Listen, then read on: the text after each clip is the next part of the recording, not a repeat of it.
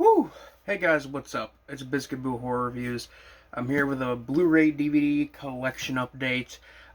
This is mainly stuff I bought during Black Friday. There's a few other things in there that are like gifts from friends, family, etc., etc. I want to get this started right off the bat with a couple of gifts from a couple of my friends. Starting with this very nice piece.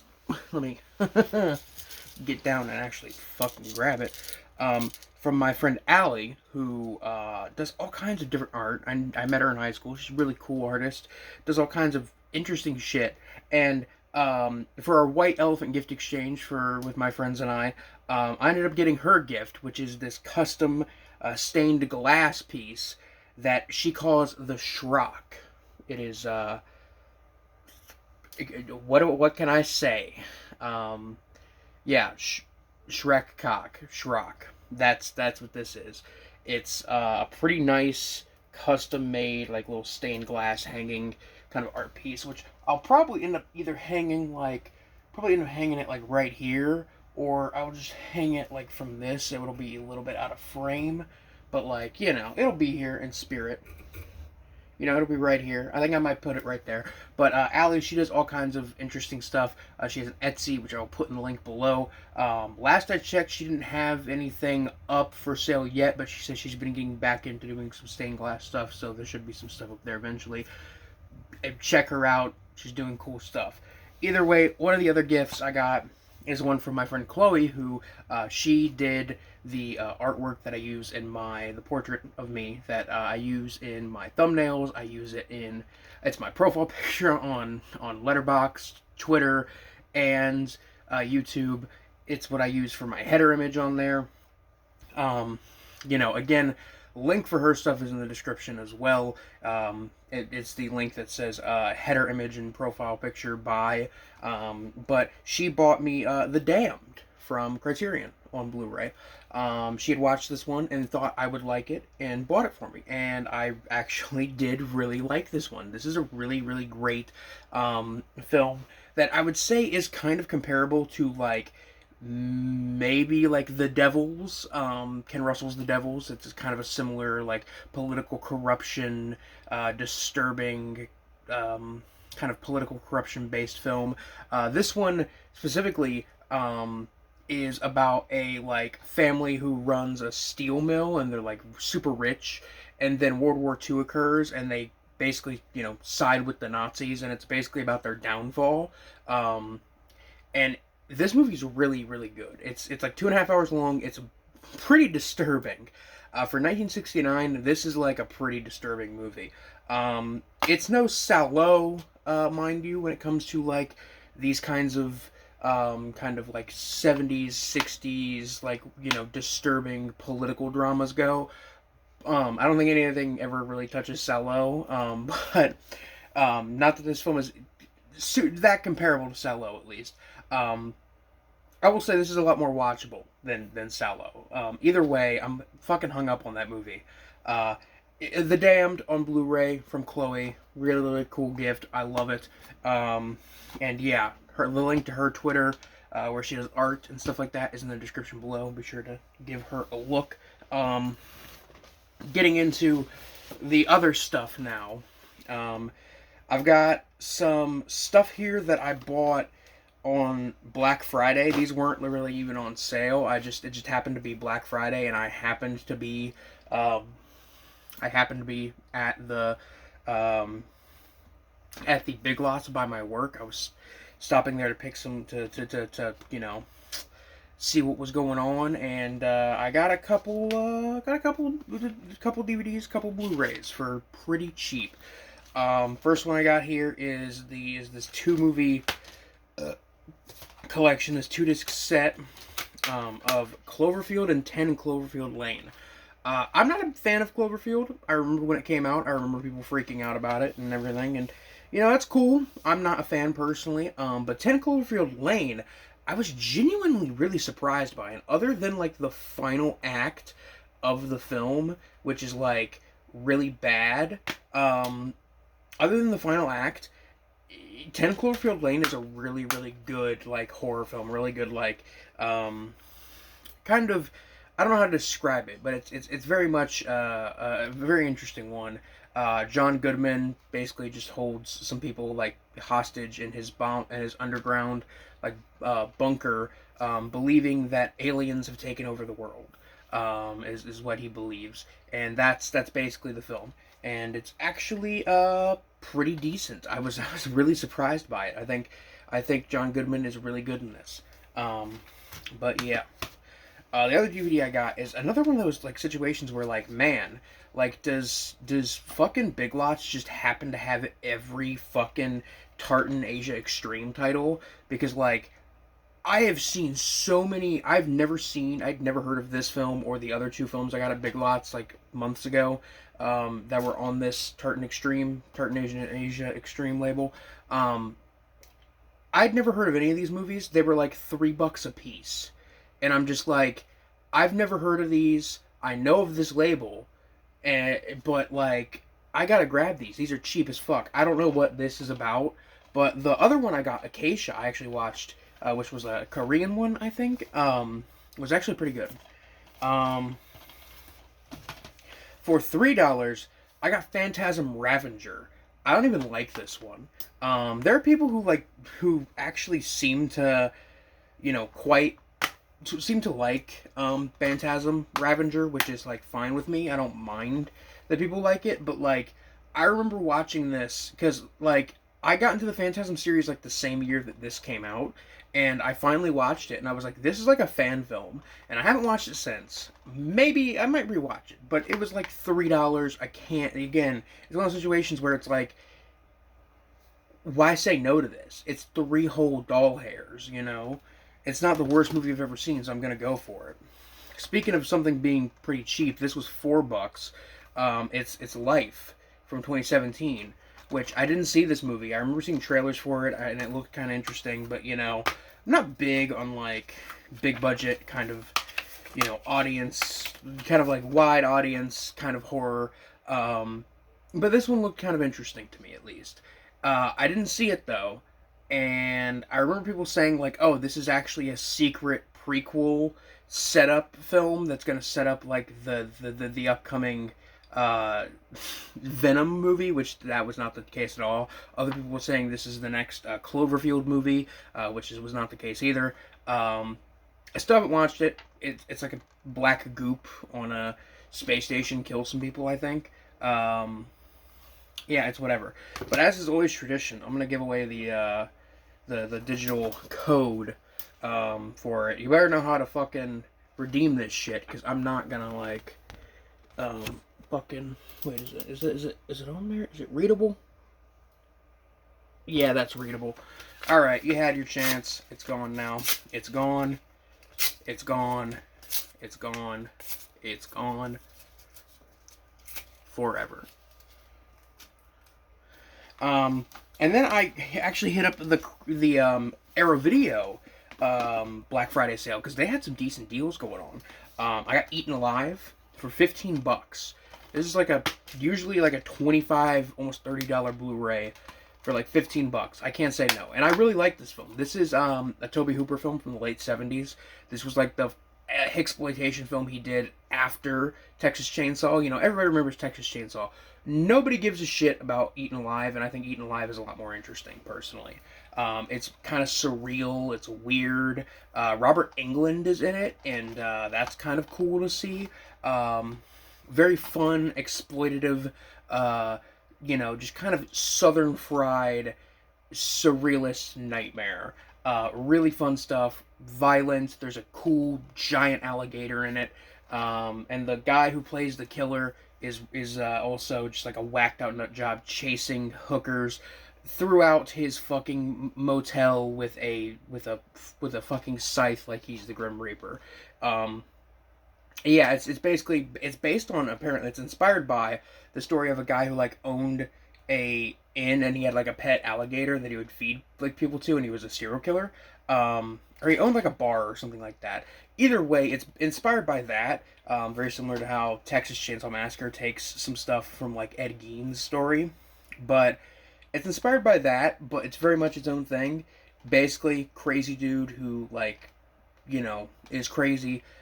kills people who stay at his hotel, which happens to be right next to a swamp where he keeps his pet alligator that he got from Africa, and he feeds people to the not alligator but crocodile that he from Africa, that he feeds people to. It's fun. This other one is probably, honestly, one of my favorite slasher films. Like, no joke. Like, I love slasher films. They're very fun movies. But there are very few that like really interest me, or like I think like really stand out. Like, I'll watch a slasher film. Like, I'll watch like a slasher film. Like, let me look at my shelf here and see if I can like pick one off the top of my head. Like Intruder, for example, from 1989. And I'll be like, yeah, that's fun, that's gory, it's fine. It's a pretty good slasher film. But it's not creepy. It doesn't have this interesting kind of undertone to it. And this one does. I'm talking about The Slayer. I'm pretty sure, like, the director of this only did this one movie. But The Slayer is really interesting because it's this weird kind of murder mystery, like whodunit story, where these people are on an island and there's an unseen killer that's picking them off one by one. And as the murders are occurring, the main character is having nightmares about the murders occurring. So they like seem to happen, in her dreams, sort of. It's a very interesting movie, and you can tell by watching it that they were trying to do something at least a little more interesting than like, your average Friday the 13th type, just killer in the woods kind of movie. This isn't a perfect movie, mind you, but as far as like early 80s slashers go, this is actually like a pretty fucking solid one. This is like really, really good. At least within my top 20 favorite slasher films. I really like this one. This was also a Video Nasty. So we got two Video Nasties, actually.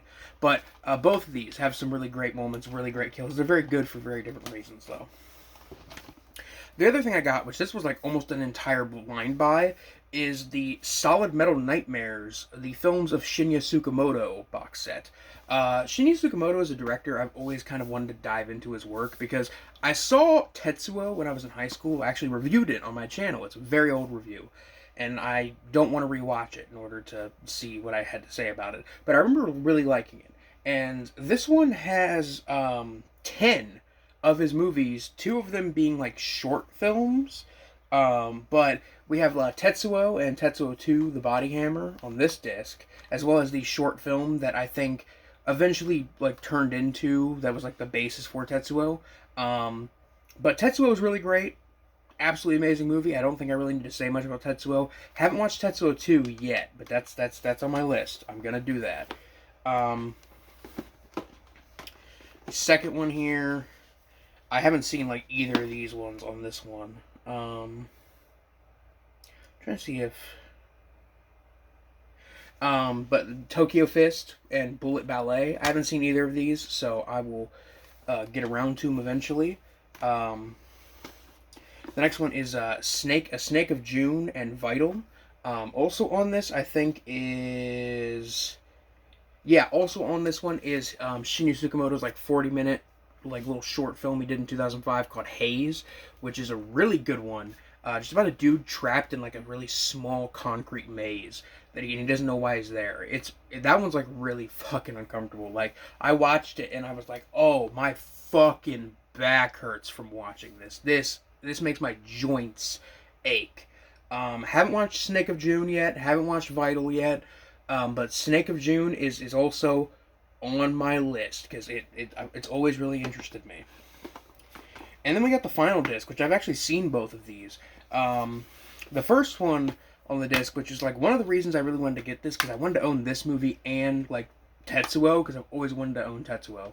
But Kotoko, which I love the cover art for, but this is like an absolute nightmare movie. I covered this for Hooptober. I didn't say too much about it, but this is like a really, really, really like uncomfortable, disturbing, distressing film, basically about a woman suffering from double vision, and she sees doppelgangers of people, and they like threaten her and try to attack her, and it's just like her as a single mother just trying to like deal with this condition she has, and it's starting to interfere with like her life, and she thinks that these like doppelgangers are trying to kill her and her baby or take her baby from her. It's really, really interesting, really disturbing stuff. The other one on this disc is Killing, which is Shinji Tsukamoto's most recent film. It's from 2018, and I actually watched it on Discord with a friend, because with a friend. When I say a friend, I mean Chloe, who bought me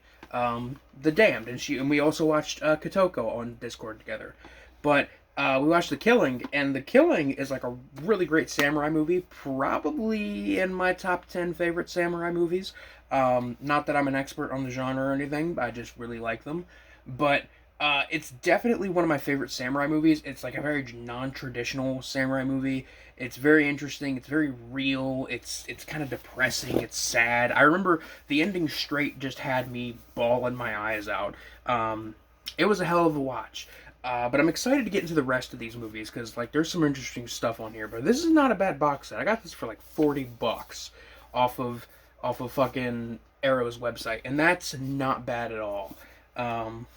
So I think in terms of Black Friday, Arrow Video may not be doing like surprise titles and stuff like Severin and Vinegar Syndrome, but like they've got some deals. I don't know if people sleep on them or not for Black Friday, but they got some fucking deals. Let's just leave it at that, man. Up next is I've got some stuff from Vinegar Syndrome here, as well as some other things, some gifts. First thing I got, which isn't really a Blu-ray set, it's just a box, because I already owned all the Blu-rays, but they released a box for the Black Friday sale that's just like the films of Rudy Ray Moore, and it's a box, like a nice little box to keep your Rudy Ray Moore films in, and I already owned all of them, so I bought this box to put them in, and it's gonna go on my nice Blu-ray shelf right next to the fucking right next to all the other nice Blu-rays I have from Arrow Video and Vinegar Syndrome. I'm going to put it on the shelf right next to the Hemisphere Box of Horrors. I'm looking at it right now. I'm looking at the spot where it's going to go. But yeah, the films of Rudy Ray Moore. Actually, you know what? I'm just going to sit this box like sort of on the ground just to make it a little easier. But getting into the Vinegar Syndrome order, we got the Smut Without Smut Satanic Horror Night, which this isn't Vinegar Syndrome. I'm pretty sure this is AGFA. Yeah, AGFA and something weird. And this is like a fucking mixtape. Like, I don't know how long it is, because I'm gonna watch it with my friends one day. We're gonna get together and watch it. We're planning on it. But this is like a mixtape of like a bunch of different satanic themed 70s porn films edited together with the porn cut out. So it's just kind of like a fucking mishmash of weird shit. I've heard about I've heard that AGFA has done a couple of these before, and they've been limited. I don't know if this one's limited or not, but I got it because I didn't want to miss out, because I missed out on the science fiction one they did. And I'm not missing out on this one. But this one also comes with like the director's cut, like not director cuts, but the uncut versions of like a couple of the films that were edited into this. So that's kind of a cool little bonus. The slipcover is very nice, as they usually are with Vinegar Syndrome. I've never had a problem with like any Vinegar Syndrome release like having bad artwork on the slipcover. Yeah. Smut Without Smut. The next one is another one, not from Vinegar, but I bought it off their website because one of their partner labels is doing a release. Did a release of this, but it is the Vinegar Syndrome slipcover Blu-ray of Knife Plus Heart. Look at that. If you've seen Knife Plus Heart, you know what's going on with this cover. If not, I'm sure it's it's easy to comprehend. But it's a nice reflective film, reflective ass spine, if I can get it to fucking, there we go. Alright, there's nothing on this spine, that's why it wasn't reflecting. Reflective spine, but yeah, Knife Plus Heart. This is a Neo Giallo film from a few years ago. Really, really liked it. I put it on my best of the year list for, I think, either 2019 or 2020, because it technically came out like in its home country in like 2019, I think. But it's whatever. This was one of my favorite movies from the year that I put it on my best of the year list. Either way, it's a Neo Giallo about a independent studio that produces gay porn in France, being in the 70s, being targeted by a serial killer. It's sort of like the William Friedkin film, The Cruising. If you've seen that one's pretty good. Except this one has a bit of a comedic, like it has a bit of a self-aware tinge to it. It's very Giallo-esque though, like it's a little ridiculous in the way that Giallo films sometimes can be, you know. But still, not a bad film at all. Really happy I bought the Blu-ray. Um, these next couple ones are actually the Black Friday titles, which I pre-ordered in like September, I think, when they did the Flash pre-order. The first one is Dario Argento's Trauma, which I had never seen before. Not, Dario Argento is one of those directors that, like, I like his output in, like, the 70s and the 80s. It's really interesting. But past that, like, his stuff isn't really that interesting. And this is one of the ones that people always say, like, this is his last good one. And, you know what? This one isn't bad. It's not great, but it's very weird. Like, definitely Argento's weirdest fucking movie. The killer, like, has a specific weapon that he uses to behead people specifically, and that's something that just feels very much like something you would only see in a giallo. Asia Argento is in this, and she, like, does a nude scene, which I think is really weird and gross. I don't know the behind the scenes on that, but her father directed this, so did he make his daughter do a nude scene? I don't know.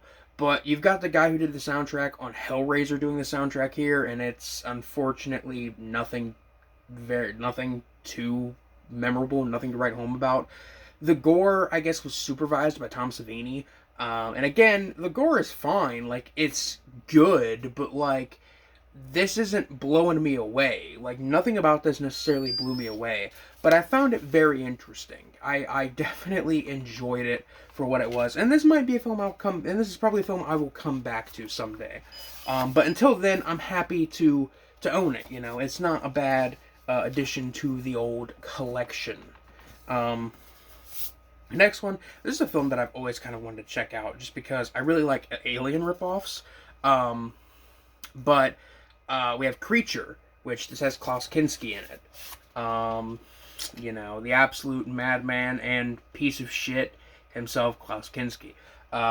I was hoping that I would get to see Klaus Kinski as, like, a crazy astronaut fight an alien, but that's not exactly what happens in this. But, in terms of Alien ripoffs, this one is pretty alright. It's fine. I enjoyed it. I don't think it's, like, as good as, like, Galaxy of Terror or Shocking Dark. But it's definitely a bit better than, like, Alien 2. I don't know. This one's alright, I guess. It's nothing, like, I don't really have much to say about it. This next one is a film that I've always kind of, like, really enjoyed. And now, having rewatched it, now that it has, like, a nice 4K, I've kind of realized that maybe I've grown out of this film a little bit. But it's one of the surprise titles, Ebola Syndrome, which I was saying when The Untold Story got a Blu-ray release earlier this year. I was like, man, I hope somebody gets their hands on Ebola Syndrome. And thankfully, Vinegar Syndrome did. And they did a very nice 4K. It's release. It's super. It looks very, very nice. It looks great. Unfortunately, though, the film itself hasn't aged too well. For me. It's definitely still an exploitative, sleazy, gory film, and if you're up for some Category 3, nonsense, this is definitely, one of the big ones that I would throw out there. However, I've kind of forgotten how really horribly racist this film is. Like, not even, like, I don't know how I didn't see it, but, like, this film is, like, Like there's an entire like 10-minute scene in this film. Maybe not 10 minutes, but like, okay, it's probably like 5 minutes. There's like a 5-minute scene in this film just dedicated to establishing that like the native tribe that they're buying like pigs from is like crazy and like they're savages. There's like a whole 5-minute fucking thing, like a whole 5-minute scene dedicated to that where they kill like 3 chickens, and it's just like, man, I don't even see fucking like racism this bad in cannibal films half the time, and it's going on here. It's kind of really horrible. But you know, that aside, it's a gross little exploitative film. It's nothing amazing. I'm kind of mad that I don't like it anymore because like when I saw that this was the surprise title, I was like, oh my god, Ebola Syndrome. And now that I've rewatched it, I'm like, you know, I still kind of like this because I'm like a weird, gross dude. But like, I'm definitely apprehensive about calling it something that about saying very loudly that it's something I like, because I don't know if I really even like it anymore. I will say the Untold Story still holds up pretty well though, so you know I'm completely fine with that. Actually, one of the other surprise titles was Steel and Lace. When this got announced, I was super interested, super fucking interested. This is a basically a rape and revenge film, like direct-to-video rape and revenge film from the 90s, which, you know, had me thinking, this could be like Blood Games. I really liked Blood Games when they released that last year.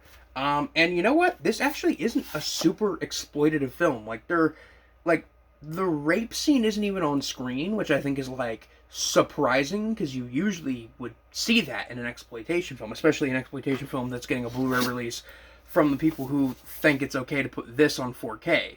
But yeah, this was actually like a pretty fun, enjoyable little splattery science fiction revenge film. It's nothing amazing. Like I didn't fall in love with this movie or anything, but like I was actually kind of surprised by this. Like this is actually really a pretty cool movie. Like I enjoyed it. I liked it, and I've already recommended it to a few other people. One of the Blu-rays I forgot to mention that I bought is also Bloodhook, which this one is something to see. Bloodhook, man. So it's a slasher film, but it's like fishing themed, but it's also like a parody of slasher films, but it's also like a whodunit murder mystery. So it's kind of amazing. I really like Bloodhook. I remember watching this in high school and thinking this is okay. But now I love this film. This has grown on me quite a bit, and I really like Bloodhook. Getting on to the big boy release, which was the whole reason I pre-ordered the Black Friday titles, of course. I'm talking about the 4K release of Flesh for Frankenstein. Holy fuck. I never thought in a million years that I would get not just a nice 4K release of Flesh for Frankenstein, but one that includes the 3D version of the film, which has never been released on home media. And I watched it. I love the artwork on it, first of all, and I watched it. I watched the fucking 3D version last weekend, and dude, I fucking love it. This movie is amazing. I love it, and I'd never seen it in 3D because it's never been available in 3D, and it's great. I love this fucking movie, and I'm so happy that like instead of just doing like a fucking like a big ass media book, they gave you 2 fucking cases with 2 different slipcovers with the different posters. That's so nice. And they have reversible cover arts for the fucking slips, and oh my god. Dude, I just can't right now. You have no idea how long I have wanted a nice release of Flesh for Frankenstein here in the States. I mean, well, in general, because until this, there was never really a super nice release of Flesh for Frankenstein. There was like the Australian Blu-ray, which, you know, is an upscale. It's not even like an HD restoration. It doesn't even have subtitles. Like, out of everything you could have put on this is literally just the movie. No subtitles, no nothing. it's what, and I paid money for this. I paid money to own this because I wanted to have a Blu-ray copy of this one because I've always really loved this movie. And now I can sell this copy because I've got the fucking Vinegar Syndrome release, which is the definitive release. And I'm going to buy from Severin the fucking Blu-ray of Blood for Dracula. That's the one I'm gonna buy next from them. But yeah, let me but yeah, getting on to some other stuff. These are some gifts from my siblings. My sister got me a couple of DVDs. I got Chocolate Strawberry Vanilla. This one. I haven't seen this one. This one's actually pretty good. It's, I think, an Australian flick. But it's basically about an ice cream man who is like, down on his luck. It's kind of a a sort of Taxi Driver like story where a nice guy is pushed a little too far and he snaps. And it's this dude and he's obsessed with this like soap opera star, and then he meets her and she's like not really that nice to him or anything, and then he kind of just snaps. It's a very interesting kind of character study movie. Not much happens in the film until like the actual ending, which is kind of cool. I kind of like that. Haven't watched this one since I first saw it years ago, but I always remember really liking Chocolate Strawberry Vanilla. I got The Corpse Grinders 3, so I now own all three of them. This one's alright. It's basically just a Spanish remake of The Corpse Grinders that Ted V. Michaels produced. Ted V. Michaels, man. Love that guy. This movie, it's alright. We got We All Scream for Ice Cream from Masters of Horror. This is the Masters of Horror episode done by Tom Holland, who directed Child's Play and Fright Night. It is about a ice cream man clown who seeks revenge on the kids that are responsible for a prank gone wrong that caused him to die, basically. It's a very simple setup. There's nothing too crazy going on. It's a very basic little one, but you know what? It's one of the more memorable episodes of Masters of Horror, in my opinion. My cousin got me some couple of Blu-rays. The first one she got me is Godzilla 2000, which, I haven't seen Godzilla 2000 in a long time, so I can't really say much, but you know me, I like Godzilla. I got my fucking Shin Godzilla figure right here. I own Hedorah on Blu-ray. I really enjoy a good Godzilla flick, and I remember this one being pretty good, but it's due for a rewatch. I will tell you that much.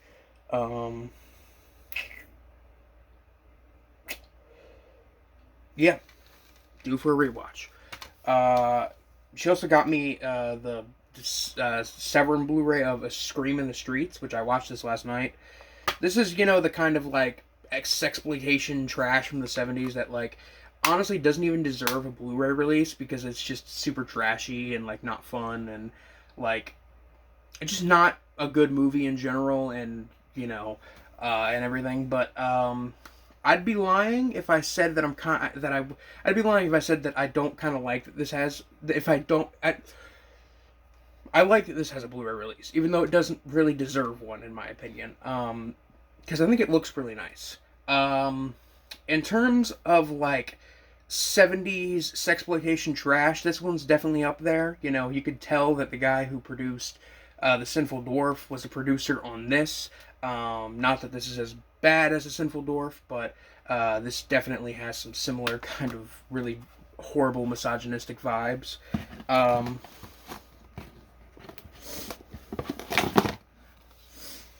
And finally, my sisters got me a couple other Severin. My older sister, I should say, got me a couple other Severin Blu-rays.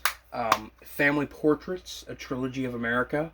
This is a Douglas Buck film. It's basically just three of his relatively shorter running films. One of them's 50 minutes, one of them's 25, and I think the other one is like 40. Edited together into a trilogy of films. This contains the short film Cutting Moments, which is a really infamous short that Douglas Buck did in the 90s. Cutting Moments is okay. The other segment on here, though, which I think is called from 1998, called Home, that one is really great. And the third one, Prologue from 2003, is pretty decent. But this is a pretty devastating little film. Douglas Buck's a very interesting director, and because I remember watching Cutting Moments in high school and thinking, like, man, this movie sucks ass. Rewatching it now, I actually kind of appreciate it, and I do think this is actually a pretty good movie.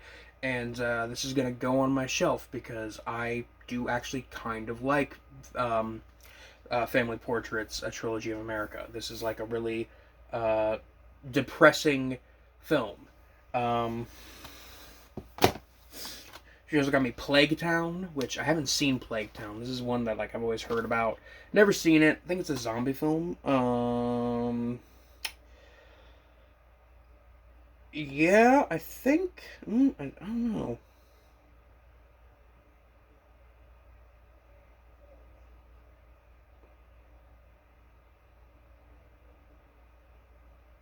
But it's directed by David Gregory, who I'm more than certain he's like the dude who owns and runs Severin. I'm pretty sure, or at least one of them. But you know, we'll have to see how this one turns out because I haven't seen it. And finally, we got a Christmas classic, Day of the Beast, finally on Blu-ray. Um, so yeah, I hadn't seen this movie until like last year, after it being on my list forever. But finally, this is on Blu-ray in the U.S. This is a really great one. It's a Christmas horror film, actually. It takes place on Christmas Eve, so this is like a good seasonal film to watch. But it's essentially about a priest who finds out, like, that the world is going to end. So he starts to sin as much as possible so that way he could summon the devil and ask him where the Antichrist is being born so he can stop the end of the world. It's a very fun, dark comedy. It's kind of disturbing. It's a little fucked up. It's a little weird. I really like it though. Alex de la Iglesia, the director of this, also did Witching and Bitching, which is a really good horror comedy, as well as The Last Circus, which I think is pretty interesting. Which I think is a pretty interesting one. This guy's definitely a director I really appreciate and really like, and I'm happy that like his film that's considered like his quintessential film is finally available in the States. But that's actually it for now, guys. But thank you for watching. Thank you for tuning in. As always, this is Biscuit Boo Horror Reviews signing off. Peace.